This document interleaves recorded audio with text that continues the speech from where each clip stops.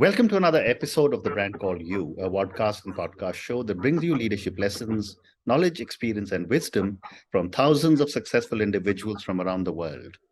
I'm your host, Ashutosh Garg, and today I'm delighted to welcome a very, very accomplished entrepreneur and a social entrepreneur from Bangalore, India, Supria Dhanda. Supriya, welcome to the show. Thank you so much, Ashutosh. Very happy to be here. Thank you. Supriya is the founder and CEO of the BAGGGEL Foundation. I hope I have the pronunciation right. She's developing balanced leaders inclusive of gender, generation, and geography, which I would imagine are the three Gs in BAGGGEL. And her mission is to develop women CEOs. She's also the co-author, and all of you know I'm very partial to authors. She's also the co-author of a book titled Wiley Innovation Black Book Enterprise 4.0, and she has held executive leadership roles in both business and people functions. Supriya, you seem to have had a very, very interesting and exciting journey. So tell me about your journey in brief before we talk about the foundation. Thank you, Ashutosh. So classic MBA, I would say graduate plus MBA, and you know where they all land up. They land up in, big global, mostly American organizations, because India is like a host to, I think, equally European, Asian, and American, but Americans kind of rule the roost. Correct. Started with GE, have had an illustrious, happy, successful career of 25 years. Been with General Electric, Alcatel-Lucent, SanDisk, and most recently acquired by Western Digital. So these are three large companies I worked for. I've also been an entrepreneur. I think the bug bit in 2007 to 9. Interestingly, got the funding, got it, venture going. But, like we say, 9 out of 10 still don't meet their success and they don't become unicorns. So carried the tag of failed entrepreneur. And, very happily after, like I said, 25 years, semi-retired from not wearing a collar around the neck, but being on my own and testing that journey. And this time with a social impact.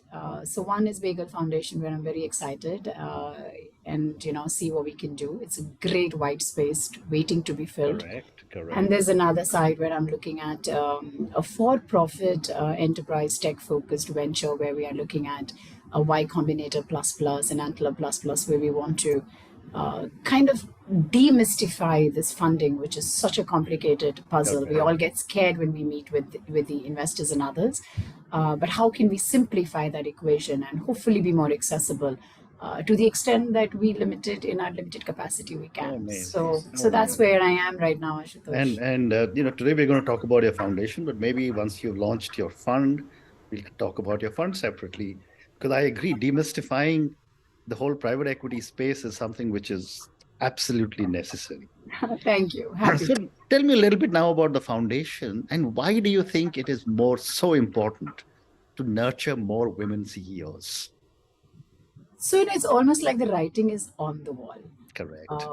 I was preparing for a session at Indian Institute of Science sometime around, let's say 5 to 7 years back. There was an IEEE event hosted, and they were like, Mr. Ruth Pratap, who was the deputy director, he's like, would you come and talk? I said, all I need is, you asked me to talk about women in tech, all I need is an invitation, and I'm a very welcome guest. I look forward. And I started Googling, right? That's the place where we go to say, as much as we have practical wisdom, I'm a research student and I love data. I like where the world is going and trending the pattern. And Ashutosh will be surprised, when I write CEO, it doesn't even show Indra Nooyi. It just showed Bill Gates, Bezos, and all the great leaders, and of course India, Mr. Ambani and others. They all feature Mr. Tata, but you don't see women CEOs. And I was like, okay, let me type women CEOs, and pop comes Indra Nooyi, and I'm sure now Leena Nair and others would come. So here is what I'm looking at. And when you read data like Fortune 500, Fortune 100, and I'm not even talking about the MSME in India, where we are largely MSME driven, and in that also there's micro and small, very little of medium. And when you look at that, there aren't any women. So when I browse through Economic Times data, when I look at TOI, and I analyzed a few papers, oh my God, we are typically putting in women next to a nice car. The imagery is so strong that you look at women, but you hear men. Correct. You just don't listen to women as much as you look at them. So for me, it's a very big dichotomy in my mind. And the data is 7%, 8%, 15% women CEOs. Correct. And and we are celebrating that. And I can Correct. tell you, the voice within me says, what is there to celebrate? Anything non-zero, yes, can be multiplied. Would Correct. it take decades, centuries to get a 50-50? So I think that's a huge space wherein there's a huge gap of women CEOs. And my point is, then the second part, Ashutosh, we are asked to justify, add women to workforce, because if you give the job to Supriya, she'll collaborate, she'll be empathetic. By the way, if it's a research and development organization where diversity is a plus, your profits will increase. But Ashutosh, we never had to justify for hiring men. We never had to Absolutely justify right. men promoting. So my simple conclusion on this is India gained independence 1947. Women, we are still waiting to be independent. And I don't say this for India alone. I think the entire universe, the entire world is in it together. So I thought I'll start at the top. Very simple reason. God, I've gone through the grind and I'm like, I don't want to start at the bottom. It's just let's start at the top. Fundamentally, because more women in leadership, more visible women role models, more positive imagery, hopefully it'll have a cascade and a waterfall effect for young women to join the workforce, for middle women to stay middle managers, and hopefully the pipeline will become a lot more rich, robust, and maybe the world will be Correct. balanced. Why Correct. adjust to a sick world when Socrates says you have an opportunity to create a new world? So I'm Absolutely. selling a dream of a utopian world. Fascinating. What a great response. Thank you. I've spoken to many women leaders on my podcast, and this is a topic that I would love to be able to support much more. Thank you. So tell me then, that when we talk of creating a more balanced world, and you talk about a balanced world, what is your definition of a balanced world? Other than, of course, there has to be gender balance. Very interesting question. Ever since most of us, obviously, we have to be born to develop and then add experiences to our life. Ever since you're born, and I think I give a lot of credit to my parents for bringing me in a fairly equal household. I would say fairly equal because I got my voice early on. Jane Fonda, in a very nice documentary at Netflix where they are bringing back the feminist movement and talking to them again, says, I found my voice too late and I'm not going to shut up now. I kind of love that. So I would say I'm a little bit, I wouldn't say blessed. I think I followed my dad as a role model, not my mom. So I got my voice early on. However, there were very stark inequities. Don't wear this. Don't be late at night. So my brother and I, we are thick as thieves together, but he got a lot of allowances early on, which I did not get. And I think that kind of created a more awareness of being a woman. Now I know the world is not very safe. However, it's our responsibility to make it safe. So I would say the utopian dream of a balanced world is where we all can get out and be ourselves. I should be able to step out at 12 in the night without a worry. I think that's a balance. A balanced is a safe world. A balanced world is where my gender is not even conversationally, Correct. where I'm not even made aware. I'm human first. So I do like Salman Khan when he says being human. I think human first is brilliant. So I think we look at that. And perhaps we only differentiate with an ant and an animal and a bird, but we don't, I think, do that. The other is stereotypes.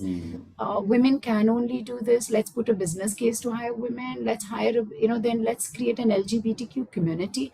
We are creating so many resource groups because there is a feeling of majority and minority. But why? If you're all human, then aren't we all equal? Doesn't the workplace belong to all of us? Doesn't the society belong to all of us? Absolutely. So I think that's the world, Ashutosh, where we're not reminded of any difference, but we are fundamentally inclusive from design stage. It's like design for Six Sigma. I wish God designs our society again and designs it as belonging to all of us equally. And by the way, we're only talking India. Why even the universe? Absolutely. Hispanics, Latin Americans, brown, Black Lives Matter. Really? I think each life matters. So I think that's the world, Ashutosh. Correct. Human first, everything else is absolutely irrelevant. Absolutely. And my next question to Supriya is that, when you talk about women CEOs, I'm beginning to see a lot of women CXOs coming into the role. But I'd love to get your perspective on what is needed to make that next so-called glass ceiling leap for a woman CXO to become a woman CEO. Outstanding. What a question. Yes, we are seeing a lot of women CXOs. So I run within Bagel Foundation, I run a very sweet group called the Leaders Network. Why I say it's sweet? Because it's boutique, it's niche. It's largely comprising of CXO women. And we've been meeting for a year and we have a membership. But here is the thing, or what I have noticed, and this is anecdotal data. I was at IIM Bangalore for a session. Excellent 10 to 15 to 18 years of experienced women in a particular sector. And I asked them a single question saying, how many of you want to be a CEO? What do you think the response was? Very few. Okay, zero. There you go. And I was talking to my prof, and I was like, I'm just going to take a session on being a CEO or being CEO ready. And when I asked them, the session lasted an hour, but I'll keep it short. The summary of that is a lot of them thought that the job of CEO is too demanding. The look imagery of that, which I feel strongly, is that I need to talk to the media. I need to do this large mass movements. I need to network. I need to probably play golf or have a drink in my hand. I need to travel a lot. Now, when you bundle all of this together, and we were talking about one of our common friends, it is not a job for everyone, Ashutosh. It's a job that requires huge sacrifice. So when I became country head, stroke India head for Western Digital, I had a conversation first with myself and then with my husband to say, well, I wouldn't show up. When I wouldn't show up, you have a choice to accept that with a frown or a smile. And even though I'm very clear I want to take up the job, but what will you give me, a frown or a smile? So I think the answer to that is obviously I got a smile and I was happy, but it comes with a lot of sacrifice. I think that's one. CXO, it's almost like, I'll draw a parallel. When India used to not win so many global sports things, we are okay. We just made it to bronze, right? We've celebrated bronze. Till someone came, like Abhinav Bindra came and he got us gold. We were like, oh my God, why not aspire for the gold? So I'll bring that analogy back to say, we've been missing from workforce for so long. We are probably so tired or probably so happy or so satisfied when we hit a CXO position. And then bring in a Jacinda Ardern to say we run a little bit fuel, out of the tank, that we say, you know what? Oh, it is so tough. Let me pause a bit. So we take up, foot off the accelerator a bit. But that's when men don't take it and they accelerate even faster. Oh, I'm a CXO. They rev up more and they aspire to be CEO. We kind of get tired of it and we take it. So I think that fundamental difference is what I call either a fuel in the tank or an ambition deficit. And that's where the ecosystem comes in, as much as women need to be superbly, fiercely ambitious, and that needs to be an accepted norm. And we shouldn't be called by those 5-letter words and called aggressive and all those. I think that stereotype language needs to dilute and disappear. Women need to be comfortably ambitious, fiercely ambitious. And then the ecosystem needs to open up and microaggressions need to be taken away. Political nonsense needs to be taken away. And the last part is society waking up, the household inequity.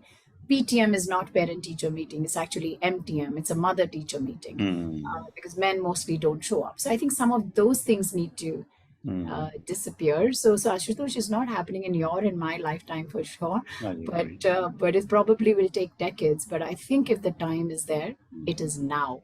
Where in ecosystem, women and the society needs to come up and push us to get to the next level. I'm rooting for women CEOs. Well said. And I love this definition of what you have just told me about the stereotype of a CEO. And I think that needs to be broken as well. Every CEO doesn't need to be out partying and standing with a drink and so on and so forth. But now let's come back to your foundation. When I was reading about you, you have leadership programs that you run to empower women to become effective CEOs. What are some of the key areas that you work on to be able to give inputs to potential women CEOs? Brilliant. So we are looking at, if you look at the problem statements, like I said, classic researcher view, look at 4 problem statements. Hmm. First is how do you get to the top positions? You get by networking. Hmm. You and I, before we started the conversation, we are looking at background, connect, common areas. It's like a diamond shines, and the number of cuts, kind of increase Correct. the shine. So we are looking at how many cuts are you going to have in you, which means Hmm. dimensions. Are you interested in sports? Are you interested in other things, reading, where you can network? So I think that's one very important thing, Ashutosh. There is Hmm. enough and more written. LinkedIn recently did a survey and said 14 to 38% of the opportunities get lost because women don't network. So Hmm. first, I'm looking at breaking the problem into sizable bite portions wherein senior women come forward and Hmm. network, making that networking easy, beginning with women networking, wherein there is grow by giving. I think we all know that leadership, when you become a leader, it's more about the team and less about you. So Hmm. we're calling the movement growing by giving. When you start giving, the growth automatically happens. As Hmm. parents, we grow a lot more because we nurture. I think that's the transition that we are looking at. There's a very powerful CXO group of women that I think foundation has succeeded in bringing together, and we Hmm. meet every quarter, we discuss and talk on the online every month, and we are saying what is it that we need to do, and we have people like Sandhya Vasudevan and others coming in, Professor Vasanthi from Bangalore, guiding us to say that what are the experiences we need. So one is networking first within a women cohort, but I know that we represent this, the river or the lake, but not the sea. Hmm. We need to diffuse this group once they are safe and natural networkers or comfortable networking, to Hmm. bringing more men and kind of having a mixed network. Hmm. A lot of women lead networking initiatives and start these boutique firms. This is not the idea of Bagel. The idea Correct. of Bagel is it takes a balance of a man and woman to create life, and therefore we are going to do this together. But we will begin through women and we'll bring men on the board. Hmm. Would love to have you guide and advise us and see what we can do different and more effective. So I think that's one, Ashutosh. The second is breaking down the entire competencies of what does a CEO need. Hmm. Most of the women in CXO are in the functional positions, Correct. very rarely in sales, very rarely in P&L. Those are very few and far in between. Now, who is the job of a CEO going to go to? Customer. Hmm. You got to breathe customer in and out. Hmm. You got to be understanding what drives revenue. Correct. GE used to give the jobs to a lot of CFOs. I'm not so sure that is true today. Today, it's customer design engineering, or it's probably going to be revenue. I doubt. I Hmm. doubt, but I don't know which way the pattern will unfold in the next Hmm. 10 years or 15. But that's where you need to have more women in front line. So Hmm. so the program is going to be networking, yes, a certain presence that you need to have, because that is understated but overvalued. Hmm. And I think we're going to focus on that, but that's important, but not a very significant. The core part is going to be how is it that we create Hmm. those experiences? How do we curate those? So I think that's where we are figuring out that we are looking at women CEOs in the corporate. Hmm. More importantly, we're also looking at women CEOs in the entrepreneurial space. Hmm. So we have a lot of women, Ashutosh, that I interact, I talk to, and they're all looking at how do I scale. So we are going to get those into our fold. We're going to very soon Correct. start a CEO focused group, wherein we're going to bring the CXOs, map this experience. Because if I say in the corporate, give a CXO a job to run a P&L, it's not going to happen. Hmm. What you need is experience. So we are going to then probably bridge this, create a platform where the CXOs come forward and they help the entrepreneur women. And I think Hmm. it's a brilliant grow by giving from movement just comes alive, and they get a 6 to 9 month of what you call it, business impact kind of experience, wherein they Hmm. learn. Is it as good as running a large P&L? Of course not. But is it as bad as not running? Of course not. So I think we are going to try balancing that. And Hmm. so it's going to be a curated intervention of about 6 to 9 months. Well said. Well said. Less academic, but more experiential. Well said. You also mentioned that there you are thinking of a mixed group, and I wanted to ask you that what, in your view, is the role men in leadership positions can do to become allies and support your mission of creating a more balanced world and have more women in CEO roles? They can do so much. It's almost like I just want to laugh saying in a nice way, I mean, look at the world around us at a workforce level, and India has this workplace. Like all of us have workplace reports that we see. COVID did take us, a few years back for Correct. multiple reasons, but I'm hoping like the market is probably showing signs of booming. The economy is coming back. Well, this trend also shall get beaten and it'll come back, and we will recover. We are looking at 80% of the workforce, Ashutosh, belonging to men, a Wow. mere 15 to 20% belonging to women. Mm. So now, where does the power lie? Mm. And so this is the number. Now let's look at the levels. Mm. Men are at middle, senior, and top. Correct. Women are at entry, early, and mid. Mm. Where does the power and the influence belong? Clearly at the top. So the number is on the side of the men. Mm. The level which brings in power and influence is on the side of the man. So who holds the key to change? Now, I know revolution can come from wherever, it can be bottom up. But however, largely corporates are fiefdoms, right? They have their large machineries, they run a certain way. Correct. And we all believe change begins at the top. Mm. So fundamentally, this men as allies is a bit of a misnomer. It's not ally, you got to own it. Mm. Ally means, Supriya, why don't you do something and I'll come in ally? But I'm like, Ashutosh, it's your job. I will come as ally.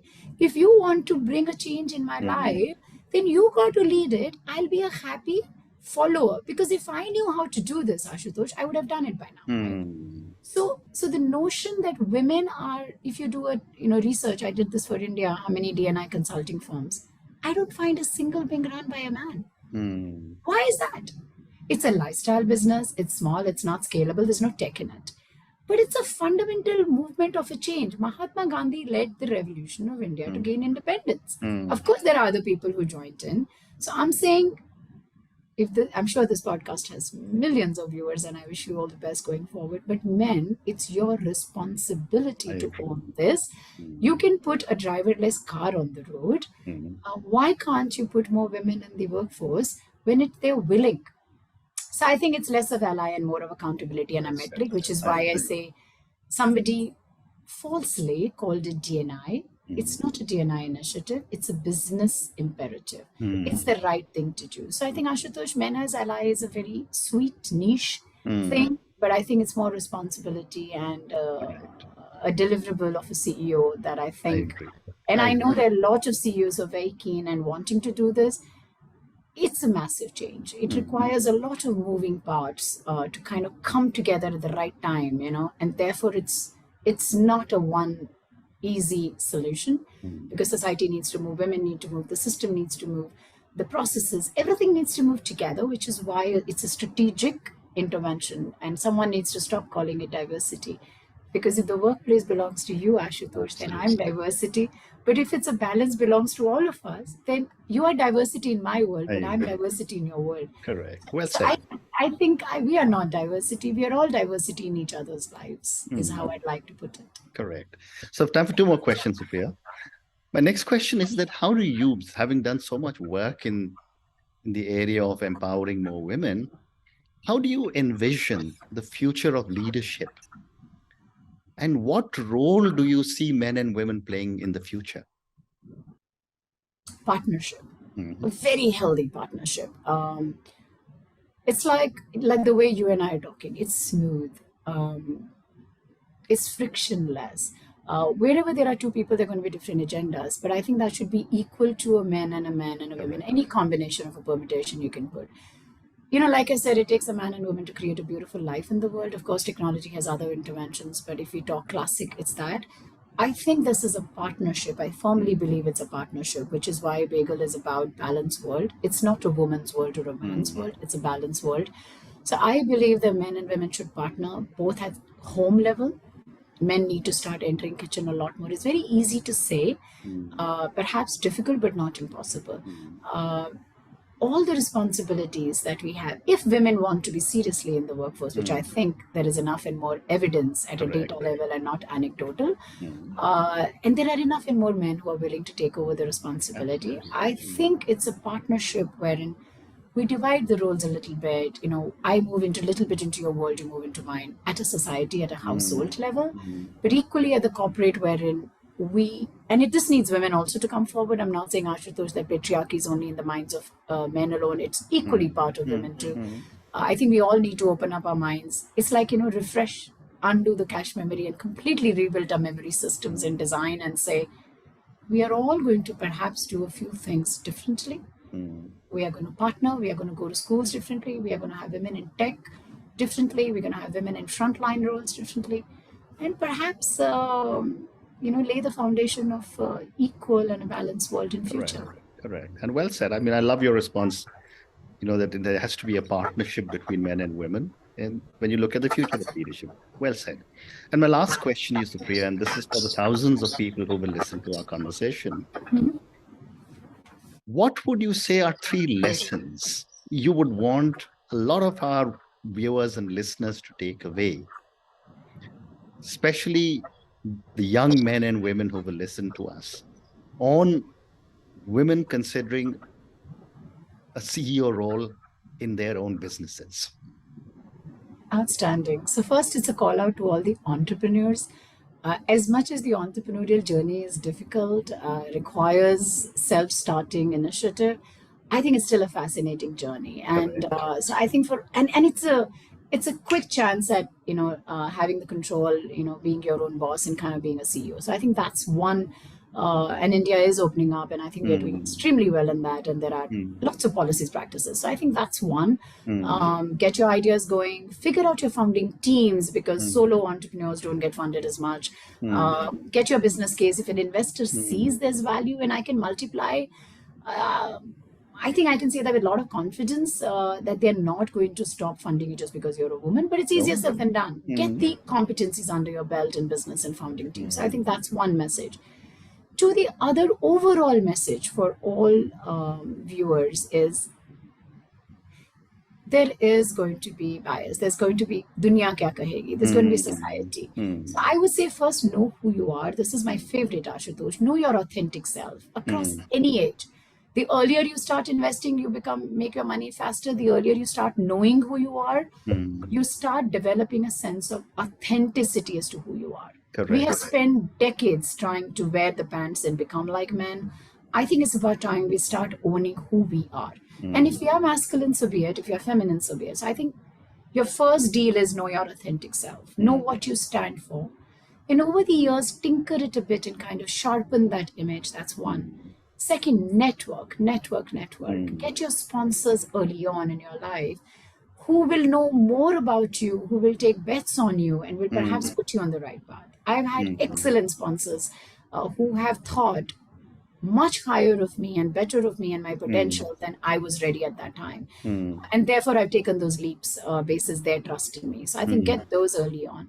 Third is business fundamentals. Nothing speaks like having a hip pocket skill. Even Indra, I know he talks about that and saying, get your business fundamentals right. If technology is the way, in our times, finance was the language of business and you had to know it. But today, technology is the language of business and you've got to know it. So I think be very comfortable and conversant with technology and where it's going. Absolutely know where your top line comes from and know where your bottom line comes from. So know your business fundamentals. And the last thing, Ashutosh, if I can say, strategy is undervalued and understudied and under-researched. I'm a big student of entrepreneurial strategy or strategy in general. There's a reason why we say connect the dots, and Steve Jobs is where he is remembered and part of our daily conversations. He's made it so simple.